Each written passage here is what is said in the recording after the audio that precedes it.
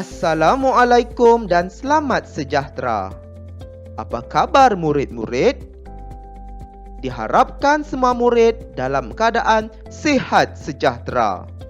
Saya, Cikgu Afan, akan mengajar kalian subjek Bahasa Melayu yang bertajuk Uniknya Keluargaku. Untuk pengetahuan murid-murid, tajuk Uniknya Keluargaku ini terdapat pada muka surat 7 dalam buku teks Bahasa Melayu tahun 6. Diharapkan semua murid sudah bersedia untuk mengikuti pengajaran dan pembelajaran di rumah pada hari ini. Baiklah, standard pembelajaran pada hari ini iaitu 1.3.1 mendengar, memahami dan memberikan respons terhadap sesuatu arahan berdasarkan ayat perintah dalam pelbagai situasi dengan betul. Objektif pembelajaran pada hari ini iaitu pada akhir pembelajaran dan pemudahcaraan, murid akan dapat mendengar dan memberikan 3 respons terhadap sesuatu arahan berdasarkan ayat perintah dalam pelbagai situasi dengan betul mengenai uniknya keluargaku. Yang kedua, mencatat 4 maklumat daripada dialog kisah uniknya keluargaku dalam bentuk grafik iaitu peta aiting. Seterusnya, kriteria kejayaan yang perlu murid capai pada hari ini iaitu murid berjaya mendengar dan memberikan 3 respons terhadap sesuatu arahan berdasarkan 3 ayat perintah mengikut konteks dengan betul mengenai uniknya keluargaku. Yang kedua, murid berjaya mencatat 4 ayat perintah daripada dialog kisah uniknya keluargaku dalam bentuk peta pokok. Baiklah murid-murid, cuba teliti setiap gambar ini. Apakah yang kamu faham berdasarkan gambar ini? Ya, betul. Gambar ini menunjukkan perkahwinan campur. Perkahwinan campur iaitu perkahwinan yang terdiri daripada pasangannya yang berbeza kaum. Iaitu mungkin ada pasangannya yang berbangsa India dan juga pasangannya yang berbangsa Cina. Ada juga yang berbangsa Melayu dan juga berbangsa Inggris. Ada juga yang pasangannya berbangsa Melayu dan pasangannya juga itu berbangsa Korea. Diharapkan murid-murid dapat memahami perkahwinan campur ini dengan sebaiknya. Baiklah murid-murid, mari kita lakukan aktiviti yang pertama. Murid dikehendaki untuk memberikan respons terhadap ayat perintah. Mari kita lihat gambar yang pertama di sebelah kiri kamu ini. Dalam gambar ini mempunyai teks dialog ayat perintah dan juga respons yang telah dinyatakan di situ dalam kotak dialog yang berwarna kuning. Mari kita menuturkan ayat perintah dan juga responsnya mengikut sebutan dan intonasi yang betul. Jangan malu-malu, Amar. Silalah rasa kuih bulan ini. Ini kuih tradisional kaum Cina. Jadi respons berdasarkan ayat perintah ini. Terima kasih Ruben. Tentu sedap rasa kuih bulan ini. Jadi di sini Ruben telah mempelawar Ammar untuk menjamu kuih bulan. Kita lihat gambar yang kedua. Mari ikut cikgu. Ini pula muruku, iaitu sejenis makanan tradisional kaum India. Makanlah Ammar. Semua makanan ini dibuat oleh ibu saya. Kita lihat respons yang diberikan oleh Ammar. Wah, sedapnya. Pandai ibu kamu memasak kuih muruku ini. Jadi di sini, selepas Ruben mempelawar Ammar untuk merasa kuih bulan ini, dia pun mempelawar Ammar untuk merasa muruku. Kita sudah lihat dalam gambar ini sudah pun mempunyai ayat perintah, iaitu jangan. Jangan di sini merujuk ayat larangan. Silalah ini merujuk kepada ayat silaan. Maksudnya mempelawar. Dan kita lihat di situ juga gambar yang kedua, makanlah. Seperti yang cikgu telah jelaskan sebelum ini, makanlah. Lah ini merujuk kepada ayat perintah, iaitu ayat suruhan. Supaya nada tu lebih sopan dan lembut sedikit bahasanya lah.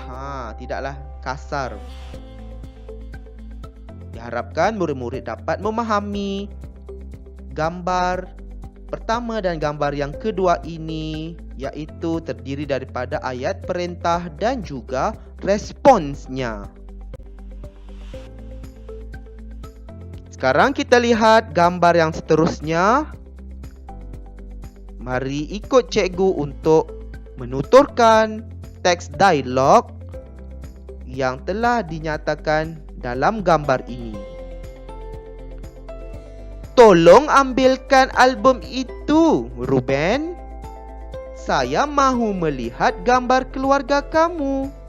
Harap kamu tidak keberatan. Kita lihat respons yang diberikan oleh Ruben. Baiklah, saya akan mengambilnya untuk kamu. Di sini Ammar telah meminta Ruben untuk mengambilkan album gambar. Jadi di sini Ammar telah pun menggunakan ayat permintaan, iaitu tolong. Kita lihat gambar yang seterusnya.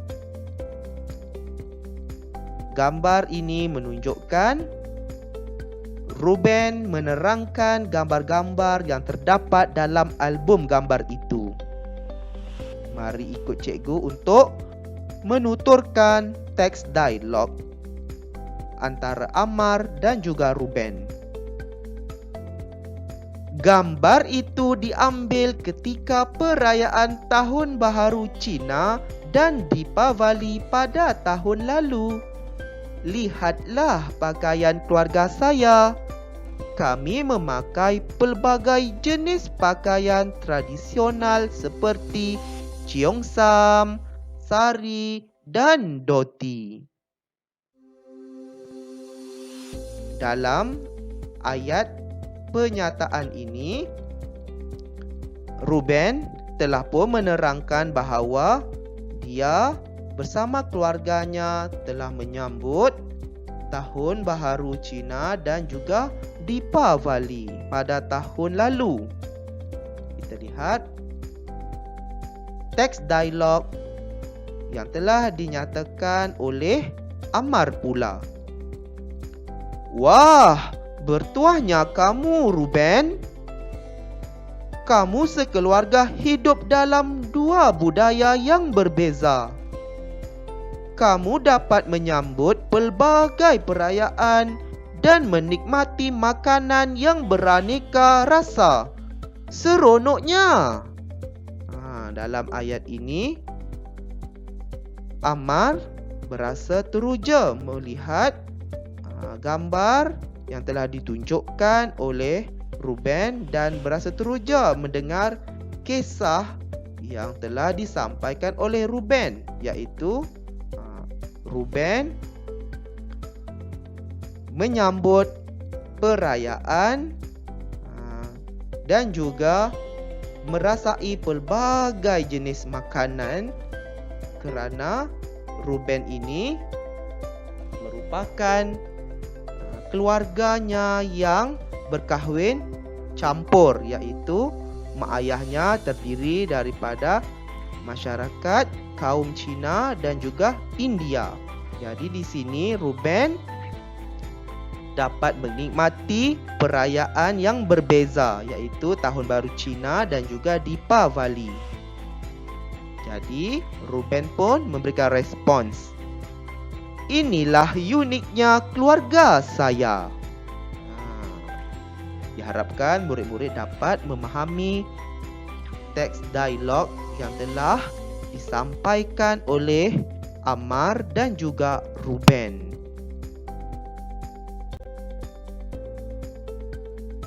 Sekarang mari kita beralih kepada aktiviti yang kedua, iaitu contoh-contoh ayat perintah. Untuk pengetahuan murid-murid, terdapat 4 bahagian ayat perintah. Ayat perintah yang pertama bagi kategorinya ayat suruhan. Contoh ayat suruhan, "Tuang air itu untuk aku." Ayat ini bernada agak tinggi sedikit, iaitu menyuruh seseorang untuk menuangkan air. Dan kita lihat tuang itu merujuk kepada kata kerja. Kita lihat yang kedua, lapkan meja yang basah itu. Dalam ayat ini, ayat suruhan, iaitu menyuruh seseorang mengelap meja yang basah. Kita lihat yang ketiga, duduklah di sofa itu. Nada untuk ayat yang ketiga ini lebih sopan dan lembut sedikitlah. Lebih sopan bahasanya kerana terdapat partikel lah dalam kata kerja itu, iaitu duduk. Maksud sini ialah seseorang menyuruh orang lain untuk duduk dengan nada yang lebih sopan berbanding ayat-ayat yang cikgu lafazkan tadi itulah, tuang dan juga lap.